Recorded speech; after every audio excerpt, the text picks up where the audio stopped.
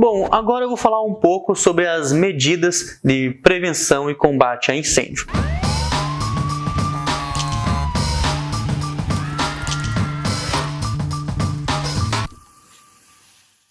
Bom, primeiramente é o projeto. Através do projeto vão ser dimensionadas e ditas quais as medidas que uma edificação precisa ter. O incêndio se apaga no projeto, ou seja, um projeto bem feito já é meio caminho andado para se ter uma edificação realmente segura.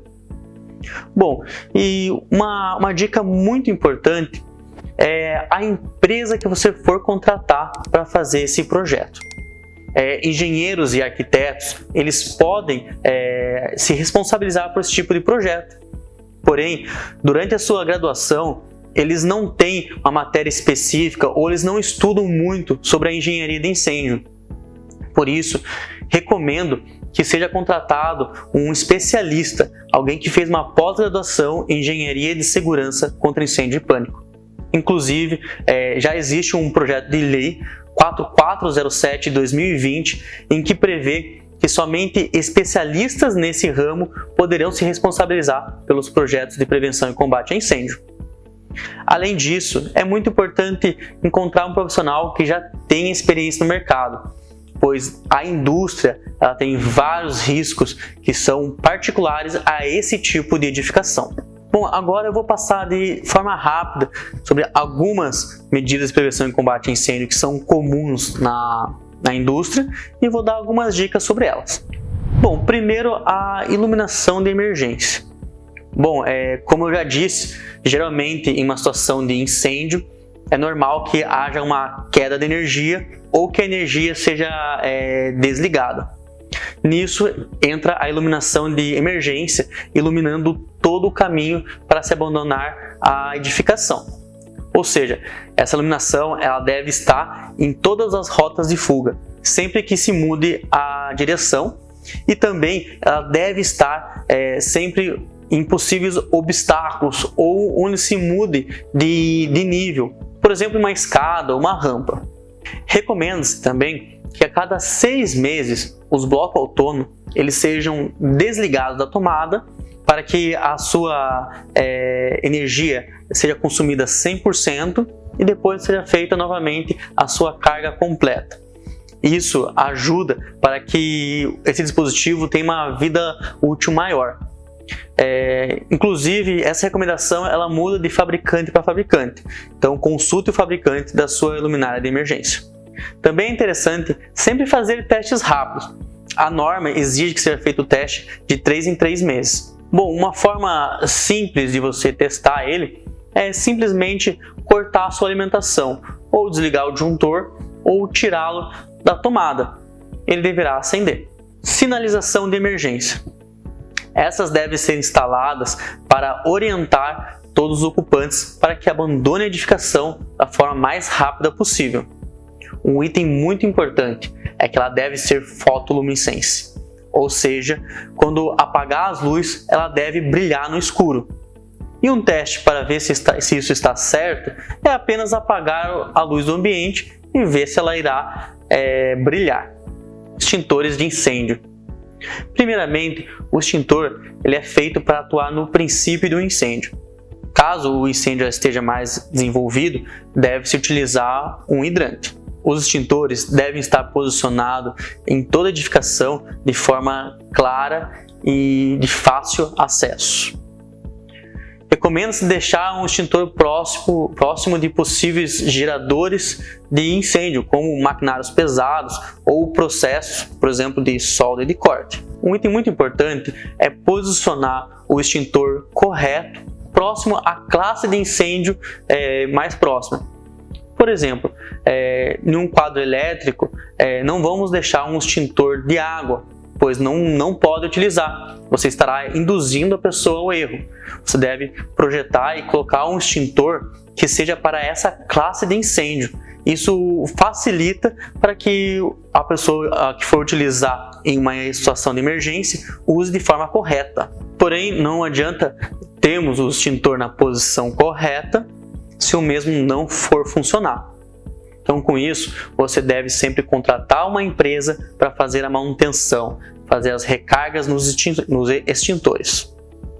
Para isso, eu recomendo fortemente sempre pegar uma empresa que esteja cadastrada no Inmetro, pois nesse ramo existem várias empresas trambiqueiras. Essas empresas muitas vezes acabam não fazendo a recarga, apenas colocam pressão dentro do cilindro.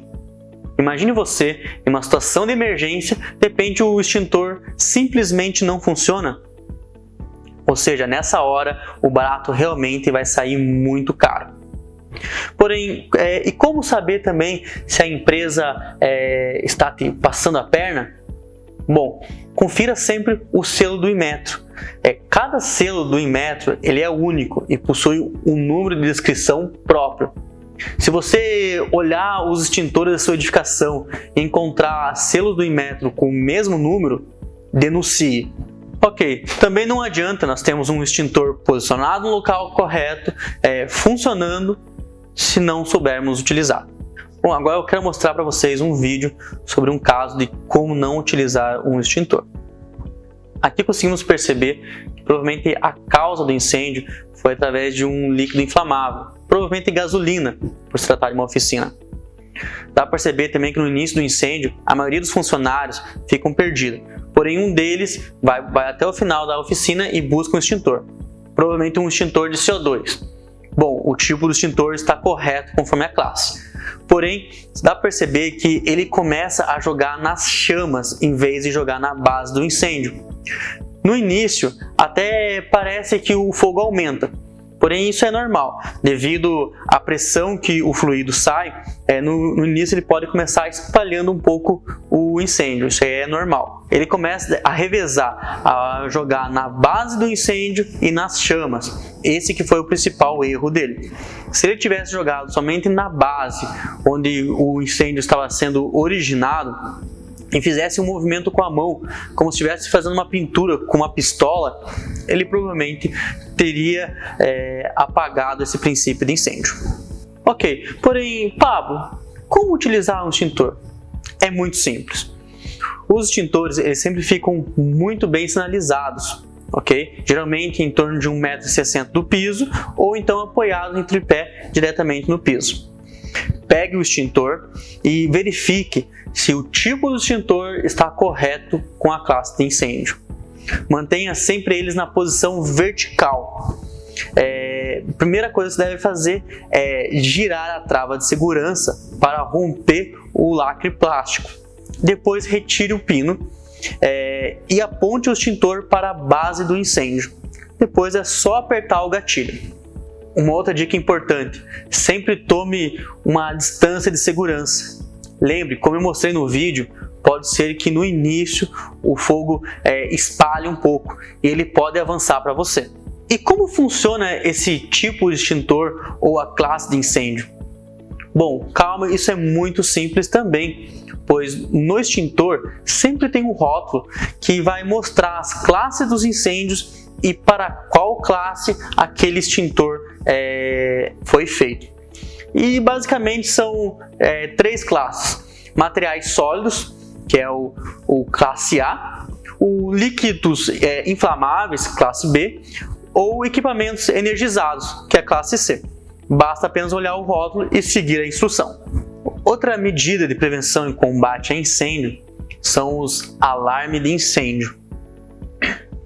Bom, esse tipo de sistemas geralmente eles são empregados em edificações maiores, onde basicamente são constituídos por acionadores manuais, onde você tem um botão que você consegue disparar o sistema, e sinalizadores audiovisuais e uma central de incêndio. Ou seja, esses acionadores manuais eles ficam sempre dispostos nos locais que tem circulação, locais de fácil acesso.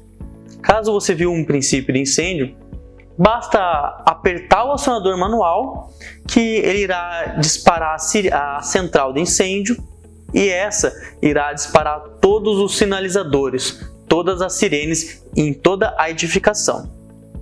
Um item que é muito importante é que a sirene seja audível em toda a edificação e mesmo com os equipamentos pesados funcionando.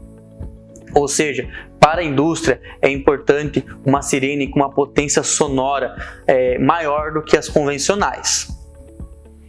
Um item muito importante também é volta e meia testar esses sistemas. Esses acionadores manuais, eles são fáceis de testar e cada fabricante ele passa uma forma. Tem alguns fabricantes que pedem que seja desmontada a carcaça dele, outro que apenas com um ímã passando em um certo local já dispara, e outros que têm uma chave própria para fazer o teste. Consulte o seu fabricante para ver como testar esse sistema. Agora vamos falar do sistema de hidrantes. O sistema de hidrantes ele é essencial para a segurança de uma edificação. O seu objetivo é levar água na quantidade suficiente para qualquer local da edificação para controlar um princípio de incêndio. Muitas vezes ele vai conseguir somente controlar o princípio até que os bombeiros cheguem no local e realmente apaguem o incêndio. Vou evitar entrar muito na parte técnica, porém eu vou citar algumas dicas que já presenciei e com a minha experiência vi que acontecem bastante. Por exemplo, a casa de bombas. Sempre mantenha ela fechada, não deixe que o acesso seja liberado. Já vi em muitos casos que às vezes acaba entrando uma pessoa que acaba querendo operar ou mexer nas válvulas sem o devido conhecimento. Outro item muito importante é colocar placas de identificações em todas as válvulas dentro da casa de bombas, indicando a sua posição, se é aberto ou fechado. Além disso, se possível, travar as válvulas com cadeado e corrente. Por incrível que pareça, essa é uma das principais fontes de falhas desse tipo de sistema. Válvulas que estavam fechadas quando deveriam estar abertas. A bomba do sistema de hidrante ele pode ser acionado por pressostatos, válvulas de fluxo ou por botoeiras. E quando ela é acionada, ela somente pode ser desligada na casa de bombas, no quadro de comando. Esse é um item de norma. Ou seja, a água do sistema de hidrantes ele não deve ser utilizado para outros fins, porque muitas vezes acaba se utilizando essa água, a bomba reconhece e acaba ligando. E ela só vai desligar na casa de bomba, como eu falei. Então imagine, ela vai ficar muito tempo ligada até que alguém que saiba e conheça o sistema vá até a casa de bombas e desligue. Com isso, você irá submeter todo o sistema a uma pressão alta e também, se a bomba ficar ligada por muito tempo, ela pode chegar a queimar. Evite deixar materiais na frente dos hidrantes, isso pode atrapalhar muito em uma situação de emergência. Eu já vi casos em que foram instalados armários, estantes ou vários materiais depositados na frente de um hidrante. E acima de tudo, esse tipo de sistema é um sistema muito específico, então realize a manutenção com uma empresa especializada. Por exemplo, você sabe que a bomba de incêndio deve ser ligada uma vez a cada 15 dias? Você está fazendo isso? Você já fez o teste de vazão no seu hidrante para ver se ele está atendendo aos itens da norma? Se está fornecendo água em quantidade suficiente? Agora eu vou te mostrar um vídeo sobre um sistema sem manutenção. Vejam, houve um princípio de incêndio nesse mercado, porém o sistema na hora de ser acionado, ele simplesmente não funcionou. A bomba não ligou. Imagine, esse incêndio poderia ter sido controlado no seu princípio, porém toda a edificação acabou pegando fogo por causa dessa falha. Bom pessoal, eu estou chegando ao fim. Queria deixar apenas uma mensagem muito importante. O responsável técnico, o responsável pelo uso e o proprietário da edificação, eles respondem de forma civil e criminalmente quando acontece algum incêndio. Caso aconteça um incêndio e existam óbitos e seja percebido que houve uma displicência de algum desses responsáveis, ele irá se responsabilizar por essas vidas.